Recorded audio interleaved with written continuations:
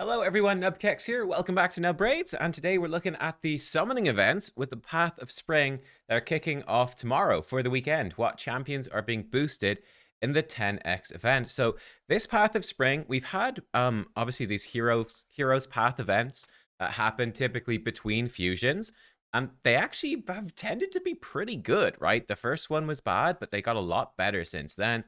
There's really good rewards up for grabs in this one: legendary skill tome, a feast, some big essence. So we shall see. And of course, if we go over into the news for the Path of Spring, um, among the rewards this time is Razzlevarg's 5-star Perfect Soul.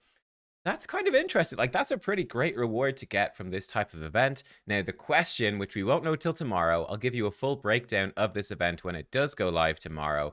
We don't know how much this is all going to cost, and it's going to probably cost a lot. The way that you get points for the Path of Spring is summoning champions and getting artifacts and accessories. So basically, it's Summon Rush and Dungeon Divers. Now, Dungeon Divers is, as you guys know, if you follow any of my stuff on Fusions, I hate Dungeon Divers. It's one of the worst events. This is terrible for points. You can definitely get some points towards this event by just grinding away in dungeons, but it's not really going to be much. This is almost certainly going to focus almost entirely on summoning champions. Um, so you're going to need a whole bunch of shards to do it. If you want to do it, we'll talk about whether or not it's worth it tomorrow when we see the actual cost. But let's look at the champions. They're going to be boosted in the 10x event. All of these champions are arena nukers, really, is what they're well, actually not arena nukers. They're all some of the best nukers in the game. So the first one, I think actually a brilliant champion, is Magnar. I would say for most of you watching, Magnar should be a staple of your live arena picks. He is a HP based nuker. You guys know this. I talked about him in my Arix video yesterday. I do think Arix is better. Arix is a login champion, quite far into the login rewards, like a year and a half or something in, right? But look, Magnar, he's an epic HP based nuker. He does hit quite hard. And the big thing about Magnar, excuse me, is that he's got a ton of HP, and you build up his HP to hit harder, right? So he's very tanky. He's a survivable nuker, and that makes him very worthwhile. And yeah, simple as that, really. Nothing much to say about Magnar. HP-based champion. He's good and tanky, and he hits very hard. He's like a kind of a must build, I think, for most people. Then we've got two max HP nukers. We've got Husk with the max HP nuke here. Husk does have a provoke on his A1, which is nice for Hydra as well. The max HP nuke is good for all lower level dungeons. It's good for hard Spider, and it's very good for the higher levels of Hydra as well. So this is a great move. Husk is also very good against Magma Dragon with these two moves. His A3 is pretty bad. You kind of just turn it off most of the time. Then we also have Royal Guard coming in as well, who's very much equivalent, just different affinities. He's got, again, the AoE max HP nuke. He has decreased defense on his A1, and then a random hitter that can put decreased speed and do some turn meter pushback. So they're both good in pretty much all the same areas. Royal Guard comes in, provides you with a supplemental decreased speed in Hydra, which is nice. And this is also particularly good against the Dark Fae boss as well, right? Bringing decreased speed and turn meter pushback for Dark Fae, helping you to farm that well. So they're both really good champions. And then the final epic is, from the Void Shards, going to be Skull Crown, who I think, much like Magnar, should be a staple of most people's live arena teams. She does have a speed aura for arena, which is quite good, actually, one of the better ones.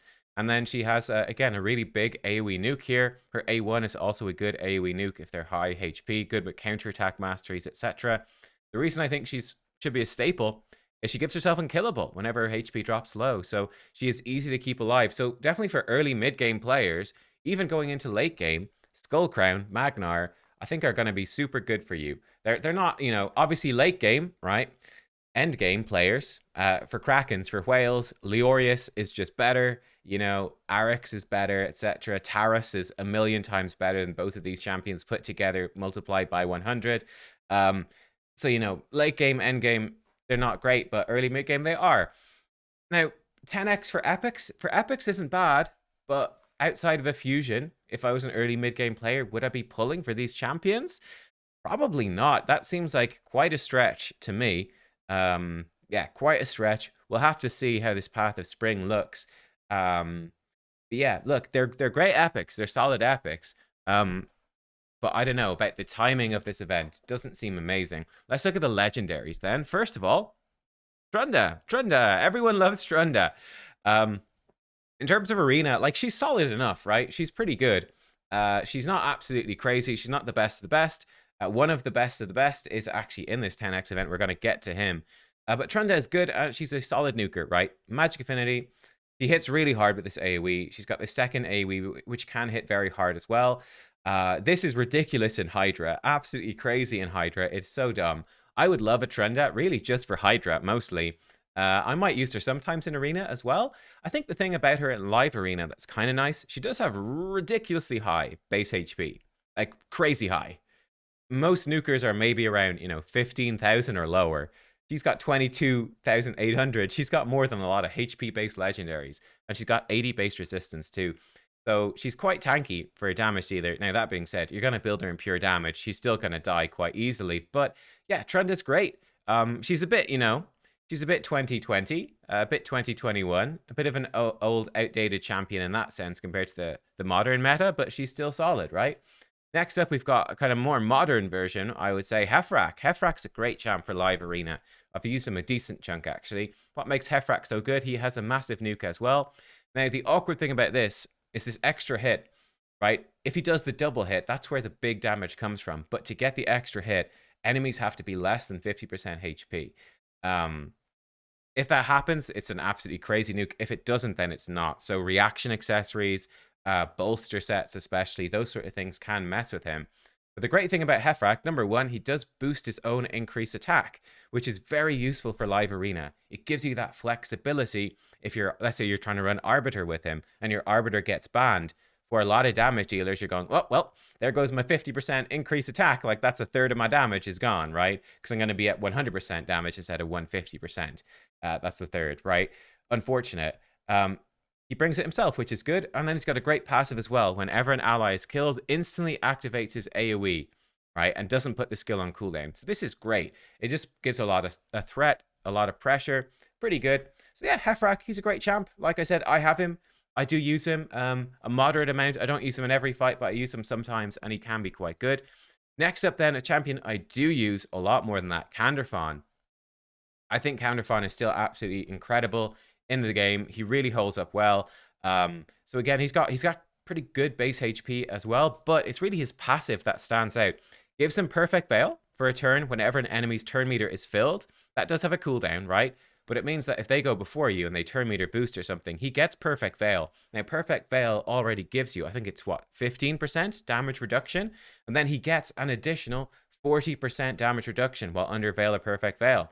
And he gets 40% more damage while under Veil or Perfect Veil. Turn meter, whenever he's damaged under those, it's pretty sick, right? It's pretty sick. On top of that, he can give himself Perfect Veil, increase attack speed, crit damage. This move is considered to be pretty bad in like classic and tag arena in a way. It's actually great in live arena. You can just waste your first turn, as it were, buffing up and let them outrun their stone skin, outrun their bolster, outrun their defensive buffs. Quite nice against Sifi sometimes. Like, aha, yeah, okay, your Sifi's crazy fast. Well, her increased defense is going to fall off. By the time my Kanderfan eventually gets a turn, I'm okay with this. But yeah, provides his own increased attack, which is useful. And the Perfect Veil is brilliant for himself. He has a big AoE with an extra turn if he kills somebody. And then his A1 absolutely smacks. It's one of the hardest hitting A1s in the game. Absolutely claps. So even though he's bad affinity for Duchess, he can still manage to kill Duchess or have good kill pressure on her if he gets the double hit and they both crit. Not great against the Duchess, but it does give you a way to kill her, take her down. So I find Kanderfan very good. Very good. And then finally, the Void is Jorgid the Breaker. This is like Supreme El Hain on crack, this guy. On crack. If crack was a bunch of rats. But yeah, Jorgid the Breaker. Look, this passive makes him nuts. 50% chance to ignore 50% defense from each hit by his skills, which is just nuts. You give him Helm Smasher, you give him Savage Set, and he is going to potentially ignore 100% defense, and he just kills everyone, right? His A3 ignores Stone Skin, Strengthen, Unkillable, Block Damage, Increased Defense, Ally Protection, Shield, gives him an extra turn if he kills someone. This A3 is insane. His A1 is actually a really big single target hit as well with a chance to repeat the attack. This can kill people too, which is very powerful, especially with ally attack stuff like Necret or Cardial. And then he has an AoE that does some turn meter pushback and gives him unkillable if he kills an enemy. 3-turn cooldown on both of his moves, by the way, which is super good. So yeah, Jorgid the Breaker, he is probably, in my estimation, he's probably like the best nuker for, definitely for live arena, and probably for, just in terms of raw damage, he is like the biggest nuker. I think that he does more damage than Baron. Overall with Crack Any Shell. I am more scared of Jorgid, much more scared than I am of Baron. With Baron, you're like, okay, Baron's A1 can do some funky things, but like, if we got some way to stop the Sky Piercer or work around it, it's okay. But Jorgid is always a threat. Now, he's ridiculously squishy, so that's his weakness. That's kind of what you watch out for, right? But Jorgid, again, he's really good. Like, I think, what do I think of this 10x event then overall?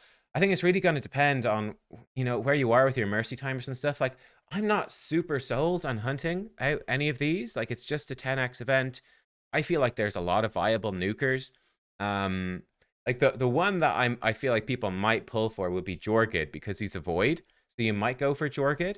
But then again, like Jorgid is really going to struggle even still, I feel, against, I feel like you need champions to support him, and he is going to struggle against like Harima and Taras and stuff like that.